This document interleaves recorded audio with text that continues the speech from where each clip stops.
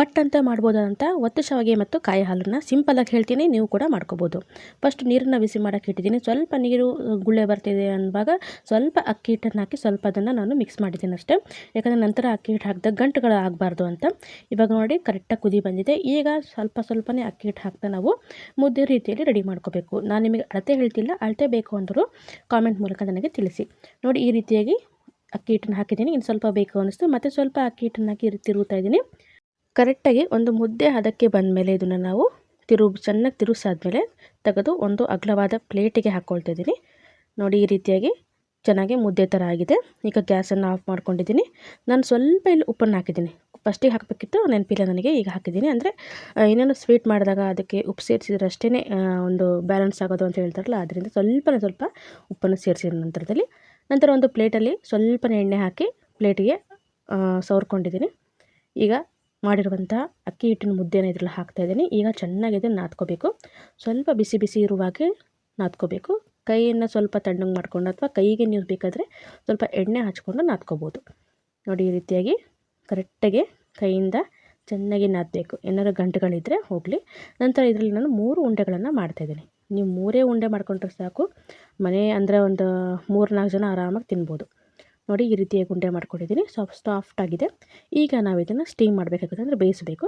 ನಾನಿಲ್ಲಿ ಸ್ಟೀಮರ್ ತೊಗೊಂಡಿದ್ದೀನಿ. ನೀವು ನಿಮ್ಮ ಇಡ್ಲಿ ಪಾತ್ರೆ ಕೊಡಲಿ ಬೇಯಿಸ್ಬೋದು. ನೋಡಿ ಒಂದು 5 ನಿಮಿಷ ನಾನು ಬೇಯಿಸ್ಕೊಂಡಿದ್ದೀನಿ. ಅಷ್ಟರಲ್ಲಿ ಒಂದು ಕಾಯಿ ಹಾಲು ಮಾಡೋಕ್ಕೆ ಸ್ವಲ್ಪ ಕೊಬ್ಬರಿ ತುರಿ, 1-2 ಏಲಕ್ಕಿ, ಹಾಗೆ ಸ್ವಲ್ಪ ನೀರನ್ನು ಹಾಕಿಬಿಟ್ಟು ನುಣ್ಣಗೆ ಪೇಸ್ಟ್ ಮಾಡ್ಕೊಂಡಿದ್ದೀನಿ. ಇದು ಸ್ವಲ್ಪ ನೀರಾಗಿರಲಿ. ನಾನು ಮಾಡೋ ರೀತಿ ತೋರಿಸ್ತಿದ್ದೀನಿ, ಅಂದರೆ ತುಂಬ ರೀತಿ ಮಾಡ್ತೀನಿ. ಮತ್ತೊಂದು ಸ್ವಲ್ಪ ನೀರು ಹಾಕಿ ಮಿಕ್ಸ್ ಮಾಡ್ಕೊಂಡು ಇಟ್ಕೊಂಡಿದ್ದೀನಿ. ಇಷ್ಟಾದರೆ ಸಾಕಾಗುತ್ತೆ. ನಂತರ ಇಲ್ಲಿ ಒಂದು ಪಾತ್ರೆಗೆ ಬೆಲ್ಲ ತೊಗೊಂಡಿದ್ದೀನಿ. ಬೆಲ್ಲಕ್ಕೆ ಸ್ವಲ್ಪ ನೀರು ಹಾಕಿಬಿಟ್ಟು ಬೆಲ್ಲನ ಕರಗಿಸ್ಕೊಳ್ತಾ ಇದ್ದೀನಿ. ಬೆಲ್ಲ ಬೇಕಾದರೆ ನೀವು ಸೋಸ್ಕೊಂಡು ಕೂಡ ತೊಗೋಬೋದು ಕರಗಿದ್ಮೇಲೆ. ನೋಡಿ ಈಗ ಸಣ್ಣ ಉರಿಯಲ್ಲಿ ಕರಗಿಸ್ತಾ ಇದ್ದೀನಿ. ಕರಗಿ ಆದಮೇಲೆ ನಾವಿಲ್ಲೇನು ಕೊಬ್ಬರಿ ತುರಿ ನಾವು ರೆಡಿ ಮಾಡ್ಕೊಂಡಿದ್ವಲ್ಲ ಆ ಹಾಲನ್ನು ನಾನು ಇಲ್ಲಿ ಹಾಕ್ತಾಯಿದ್ದೀನಿ. ಹಾಲು ಹಾಕಿಬಿಟ್ಟು ಕೆಲವೊಬ್ರದನ್ನು ಸೋಸ್ ಕೂಡ ಹಾಕ್ತಾರೆ. ನಾನು ಹಿಂಗೆ ಹಾಕ್ತೀನಿ, ರುಚಿ ಚೆನ್ನಾಗಿರುತ್ತೆ ಒಂಥರ. ಇನ್ನು ಸ್ವಲ್ಪ ನೀರನ್ನು ಹಾಕಿಬಿಟ್ಟು ಸ್ವಲ್ಪ ಕುದಿ ಬರೋವರೆಗೆ ಕುದಿಸ್ತೀನಿ ಇದನ್ನು. ನೋಡಿ ಕುದಿಸ್ಬೇಕು ಅಂತಿಲ್ಲ, ಯಾಕಂದರೆ ಬೆಲ್ಲ ಆಗಲೇ ಕರಗಿರುತ್ತೆ. ಅದು ಸ್ವಲ್ಪ ಕುದಿಸಿ ಟೇಸ್ಟ್ ಚೆನ್ನಾಗಿರುತ್ತೆ. ನೋಡಿ ಸ್ವಲ್ಪ ಕುದಿ ಚೆನ್ನಾಗಿ ಬಂದಿದೆ. ಈಗ ಅದನ್ನು ಆಫ್ ಮಾಡ್ತೀನಿ. ಕಾಯಿ ಹಾಲು ರೆಡಿ ಆಯಿತು. ಇವಾಗ ನಾವು ಅಕ್ಕಿ ಹಿಟ್ಟಿನ ಉಂಡೆ ಇಟ್ಟಿದ್ವಲ್ಲ, ಅದು ಕೂಡ ರೆಡಿಯಾಗಿದೆ. ತುಂಬಾ ಬಿಸಿ ಇತ್ತು, ಆದರೆ ಅದೇ ರೀತಿ ತೆಗೆದಿದ್ದೀನಿ. ಒಂದು ಪ್ಲೇಟಲ್ಲಿ ತೆಗೆದು ಇಟ್ಕೊಂಡಿದ್ದೀನಿ. ನಂತರ ಮತ್ತೆ ಒಂದು ಪ್ಲೇಟಿಗೆ ಸ್ವಲ್ಪ ಎಣ್ಣೆನ ನಾನು ಸವರ್ಕೊಂಡ್ಬಿಟ್ಟು ಇಲ್ಲಿ ಅಕ್ಕಿ ಒಂದು ಸಂಡಿಗೆ ಮಾಡೋದು ಇದಿರುತ್ತಲ್ವ, ನೀವೇನಂತಿರೋದಕ್ಕೆ ಗೊತ್ತಿಲ್ಲ ನನಗೆ, ಅದಕ್ಕೆ ಹಾಕಿಬಿಟ್ಟು ಈ ರೀತಿ ತಿರುಗಿಸ್ತಾ ಇದ್ದೀನಿ. ನೋಡಿ ಎಷ್ಟು ಚೆನ್ನಾಗಿ ಬರುತ್ತೆ ಅಂದರೆ, ನೀವು ಫಸ್ಟ್ ಟೈಮ್ ಮಾಡ್ತೀರಾ ಅಂದರೂ ಸೂಪರಾಗಿ ಮಾಡ್ಬೋದು. ಒಂದು ಚೂರು ನಿಮಗೆ ತೊಂದರೆ ಆಗೋದಿಲ್ಲ, ಅಂದರೆ ಕೆಟ್ಟೋಗೋದಿಲ್ಲ. ಮೆಸರ್ಮೆಂಟ್ ಏನೂ ಇಲ್ಲ, ಜಸ್ಟ್ ಸ್ವಲ್ಪ ನೀರಿಡಿ. ನೀವು ಮುದ್ದೆನ ಹೇಗೆ ಮಾಡ್ತಿರೋ, ನಿಮ್ಮ ಬಾಕಿ ಎಲ್ಲ ಮುದ್ದೆ ಮಾಡ್ತಿರಲ್ಲ, ನೀವು ರಾಗಿ ಮುದ್ದೆ ಎಲ್ಲ ಮಾಡ್ತಿರಲ್ಲ, ಅದೇ ಸ್ವಲ್ಪ ಹಿಟ್ಟು ಹಾಕಿ ನೀವು ಮುದ್ದೆ ರೆಡಿ ಮಾಡ್ಕೊಳ್ಳಿ.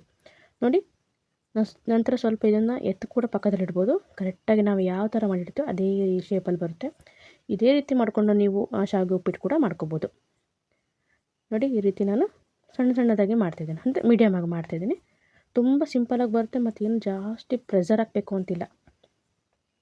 ನೋಡಿ ಇವಾಗ ರೆಡಿ ಆಯಿತು. ಇದೇ ರೀತಿಯಾಗಿ ಎಷ್ಟು ಹಿಟ್ಟಿತ್ತು ಅಷ್ಟನ್ನು ಮಾಡ್ಕೊಂಡ್ಬರ್ತೀನಿ. ನೋಡಿ ಆರಾಮಾಗಿ ಎತ್ಬೋದು, ಎಷ್ಟು ಚೆನ್ನಾಗಿ ಬರ್ತಿದೆ ಅಂತ.